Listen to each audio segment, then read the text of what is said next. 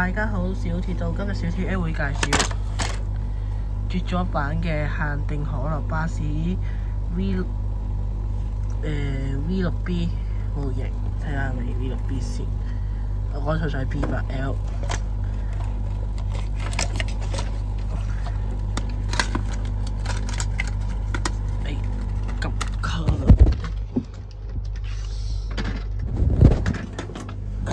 啱啱拆開咗，而家打開嚟睇下先。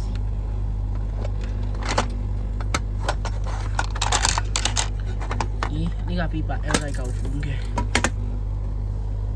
，so sad。唔緊要啦，呢架巴士可樂巴士限定啦，18號往銅鑼灣，值得幾爭下喎，個銅鑼灣平時都唔係咁靚。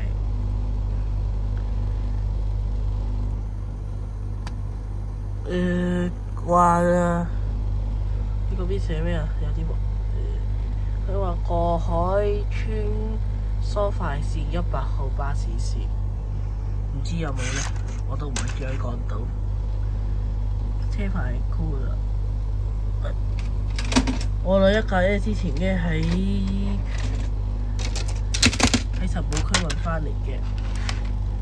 OK， 車牌都係 cool 啦，冇分別。一個係新巴，一個係九巴嘅 V6B 啊。不過嗰邊冇寫10幾多米，落下先。OK， 12.8。OK， 12米，12.8米長，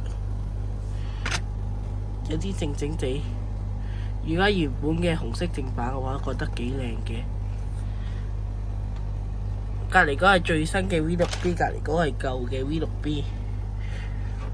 攞多架舊先，都係舊嘅 V6B 3格。我屋企仲有邊架 V6B 啊？先唔介紹嗰架啦。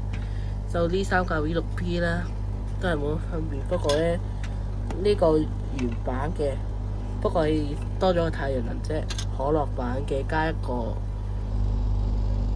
舊版嘅。